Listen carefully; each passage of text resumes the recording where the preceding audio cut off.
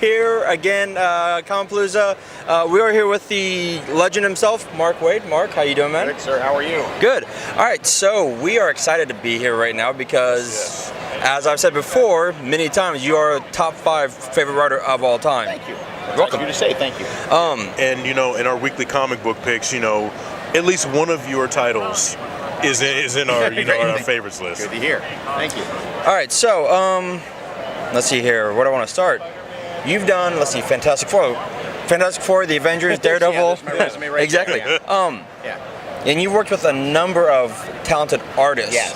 I mean, on Fantastic Four, you were with Mike. I've always got his Michael Ringo. Michael Ringo. I did say it right. Yeah. Thank God. I was actually reading your all's Fantastic Four today. Before this, what was it like working with Mike? Mike was phenomenal. Mike was, for those who don't know, he passed away some years ago, very young. But as many artists I've worked with, there's never been anybody I've worked with who I was more simpatico with, where we're just more in sync. Some of that is because we were the same exact age, we came from the same part of the country, we had a lot of the same cultural references, and I guess as much as anybody else, what I saw in my head is what he drew. I mean, it was a great translation. And he was a great working partner. He was fun, he was easygoing, he wanted new challenges, he was never afraid to draw something he'd never drawn before and dive in. Yeah, it's a good guy. Mark, you've had such a varied career, and whenever I mentioned Kingdom Come to somebody, they were just like, Mark Waid did Kingdom Come? I'm like, yeah, he did Kingdom Come. Dude, he's really old. He did Kingdom Come. Yeah. Yeah, but I guess you've been in comics so long. I mean, what is it that you still have left to accomplish? Well, I don't know. You tell me. I'm not entirely sure. I mean, that's a fair question because right now I've reached a point where I've written like every Marvel character. I've written almost every DC character. I've written for every company there is. And I have my own publishing company with Thrillbent online, Thrillbent Digital Comics. I'm not sure. I've owned a store. I've been an editor. I've run companies. I've done art. I've done lettering. I've done coloring. I've done somewhere in my head is the universal field theory of comics. If I could just put it together, I don't know if there's any more mountains to climb. I should just really sort of enjoy the view while I'm here. How about that? Yeah, hey, that's a fair answer. I mean, just do what you want to do. I mean, your Daredevil run is awesome. Thanks. And I have to say, I really liked your Flash run and your Justice League run. Thank you. Because you had a tough act to follow with Grant Morrison. Yeah, no kidding. And I remember I was reading Justice League. This was around like the early 2000s, I want to say, when you took over. Yeah. And like a friend of mine was like, yeah, I stopped reading with Morrison. I'm like, Mark Waid, he's doing a good job. I understand where he's coming from, though. That's the advice I always give to young writers is don't follow like a big name. Like you want to take a book after somebody has screwed it up for 6 months. That's when you want to take on a book. You don't want to do it like right after Grant Morrison. But that was a gamble that paid off. People seem to really respond to those stories. And you created like a number of characters, had like a different, I think you had like a different like little Justice League team, like a B team or like a little underground team, I think. And there was also I was doing Justice League Task Force a little before then. Yeah.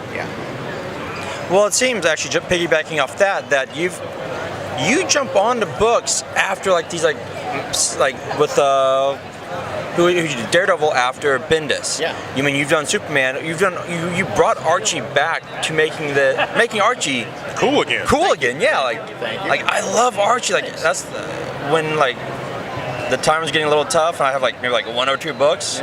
Archie's I won like all right. Like I will like I'll put back Batman for Archie. Good man, thank you. And we interviewed Joe Eisner too. Yeah. So and he had nothing but good things to say about me. I'm hoping. Oh yeah. Okay, so when you're writing, and you've had Chris Samney twice now for Daredevil and Captain America, which I'm going to get to in a minute because and 3 times Black Widow. And Black Widow. Yes, that's right, 3 times.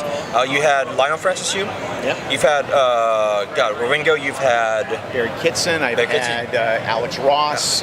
Yeah, I was like Roberto Ramos. Yeah, you've had. Yeah. What is it when you? Do you get to pick your partners, or is like they're like here's who you're working with, and you're like, let's do this? It really depends. I mean, it's case by case basis. Sometimes it's something. Kingdom Come is a case where Alex Ross came to the table first and said, "I'm looking for a writer."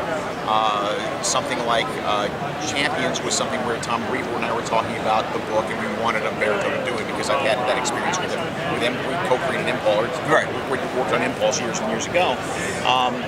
It really depends on the project, and I'm lucky enough to be able to have, a wide enough, or a big enough Rolodex, if you will, to know who to call. That's awesome. With Captain America, because you took over Captain America right after Nick Spencer, which he had a very long burn. Yeah. But the way that it ended was so good, especially in today's time. Yeah. Where he's like, "Don't stop fighting, never stop fighting." Right. What was it like for you coming on to Captain America, going, "Okay, now I've got another shot at this"? Right. We had to make some choices because, first off, I'm really lucky with Cap. I always say never go back to a series you've done before because all you're doing is competing with people's memories of how good it was rather than maybe how good it really was. But with Cap, I've had like 4 bites of the apple. I mean, I've done it 4 times, counting Man Without Time, Man at a Time, sorry. Right. And I wouldn't have done this run without Chris. Because with Somni, I knew that was my safety net. Even if you didn't like my, even if it was like, it's not as good as old Captain America, at least Chris's stuff would look good. But we made a conscious choice. We went into it. Nick Spencer had, of course, his long Captain America Hydra arc that lasted for quite a long time. It was really good, and people in the end responded quite well to it. But we sat down and we said, well, okay, we could either spend a few issues sort of picking up from the very end of that and try to chronicle Cap's rise to greatness again and his redemptions. But on the other hand, you've been reading that story for almost 2 years. Yeah. And so when all was said and done, we said, you know what, we're going to listen to the people who said, we like this story, but we want something new. Right. So we decided to just go, we paid lip service to it in the first issue, and we just did classic Captain America, because that's what most people said they really wanted to see at that point. And then I know Ta-Nehisi Coates, who's taking over after me, and he's going to do such a spectacular job. He's handling more of the, okay, what's the aftermath of the Hydra story? What happens then? Now, I was talking to you when you came by Bedrock City about CrossGen. Yeah. Now, for all those who don't know the history, just give us like the little Sports Center version. Sorry, my nose is bleeding. I'm sorry. Yeah, but I loved Ruse. Yeah, I loved it, and they put out some really good books. I mean, I'm not bragging on myself. I'm saying overall, Sojourn and all these other books they did that were so good. It was a vanity press run by a wacky millionaire who'd come into some money, and he wanted to run his own comics company, and so it was odd. I mean, creatively, the artists were terrific. Everybody was good, but it was a sort of a weird sort of cult mentality. You get down, you couldn't work freelance. You had to work in the studio in Florida. So he would bring you down. You'd have to work in this windowless, warehouse space at your desk in the darkness and scratch away. And the books were really good, but it was that sense of once you're down there, you really can't go anywhere else, and you're part of the family. And he did this thing where he gave a small percentage of the company over to the employees, stock-wise and stuff, which makes sense on a morale level. But what that means really is that then when my artist goes, I need a new chair. This one kind of sucks. I need a new chair, and then we go, well, yeah, but I can give you a new chair, but then you're taking money off the table of this, taking food away from this guy's family here if you're doing that. That was a really weird way of going about things, and to no one's surprise, it eventually collapsed because he just kept wanting to take on Marvel and take on Marvel and take on Marvel without sort of earning his dues first. Yeah, I mean, and that's happened, with so many other. I mean, just to make this wrestling analogy, WCW or like TNA, they try to be WWE, but they can't, be an alternative, right? And that's why a lot, they're still failing or they're no longer in business. Right. You run out of money much faster than you run out of dreams. I'm gonna jump into Archie real quick. How difficult was it to make Archie? Because when people think of Archie, they think like 40s, 50s. Yeah, they think very old-fashioned, old school, like 4- and 5-page stories that are just goofy gags and no depth to them and stuff. And you made this like these beautiful arcs, like with Betty being in the wheelchair and Jughead, being Archie's almost like his frenemy. Well, not even frenemy, like the guy that always like backs him up, like he's always. Yeah. no matter what Archie does, Right. Jughead's there to like, kind of clean up after him. Yeah. How difficult was it for you to like make Archie popular? It was easier. Well, I don't know that I made it popular, but I like what we did. Right. You decide whether it's popular or not. But I'm not. I don't want to. Yeah. I don't want to talk about the genius of me. It was easier than I thought. When they first called me and asked me if I wanted to come aboard this, what really sold me was I was able to work with Fiona Staples. That was the thing. Like, I was interested in the project, but once they said Fiona Staples is on for the first few issues, well, I love Fiona's work, so let me sign up. But then I really had to think about it. I said, I'm in my 50s. That's you want me to write teenage characters? Is that okay? And they said, well, no, we think we've seen Impulse, we've seen Champions, we've seen stuff. You can do it. And I sat down and I thought about it. And what made it fairly easy was that my high school experience is obviously different from your high school experience, is different from your high school experience, but we all remember like our first kiss. Yep. Remember the first time we screwed up in front of the whole school and we looked like idiots. We remember the first car accident you ever had, the first fender bender or whatever. Everything in high school is high opera. Everything. Yeah. And the fat lady singing all the time. So as long as you cued into those specific emotions and didn't worry so much about throwing words around like Snapchat and Instagram, because that stuff's going to date.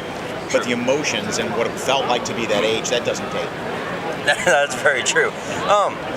What is it about Captain America that it seems like whenever, it's almost like Superman, whenever you need him, he comes, he shows up. What is it about, Steve Rogers? That's a good question. I think that even as polarized as our country can become and is, and even as nasty as the rhetoric becomes, everyone wants to believe that they live in the best country in the world. They really want to believe in the power of American people. They want to believe in the American dream, even though we can't even really define it anymore. And there's so many disenfranchised people out there, and more so, that there's more of a need for somebody who's a champion of the weak and the oppressed, because, we become more and more a society of haves and have-nots every year. And it's frightening to me that's it's not getting better. It seems to be getting worse in terms of the class system in America. And so to have a hero there who can represent the people who can't represent themselves, I think there's always a need for that. I couldn't have put it better than myself. Let's see, what are you reading right now? Let's see. I should come prepared for this question because I always get it. Well, the thing is, we have to remember, I owned a comic book store for a few years, and so you get everything on Wednesday. You get everything, so you start going through everything. And once you start doing that, it's hard to remember specifically what you're reading because it's all coming at you like a storm. But I love what Chip Zdarsky's doing on Marvel 2-in-1 and on Spectacular Spider-Man. I love anything Brian Vaughan does, obviously. There's this Humanoids doing some new books. Humanoids is a European publisher who's doing more graphic novels over here. They did one recent that's coming out, I think, next month called Eliza Now and Then, or Then and Now, I forget which. It's the best thing I've read in I don't know how long. I'm tapped out. Okay. Well, I got one last question. Yeah, sure. Any more dream projects? If you could think right now as to like a dream project that you'd love to do, what is it? I don't. I'd love to get another swing at Superman at some point. I would too. Love that. About Green Lantern? I could do a run on Green Lantern. That'd be fun. I love all the. There's very few characters that were created when I was a kid that I don't want to take a swing, that I don't feel close to. The characters that were created after I became an adult, I respect and I think they're cool, but they don't have the same emotional connection to me. Like, my dividing line is much earlier than yours, but my personal dividing line has always been Firestorm. Like, Firestorm was the first superhero created after I became like a late teenager, after I kind of became cool.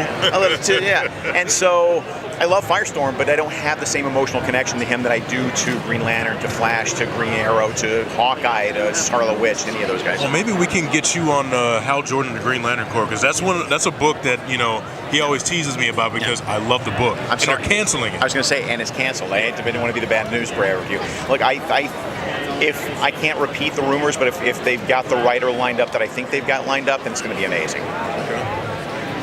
Well, that's it with Mark Waid. we took way more of his time than we planned, but the man is Sorry just like about that. literally, Okay, all good. he's an encyclopedia of like literally an encyclopedia of knowledge. You have Because he's a few handled books. every character, just Yeah.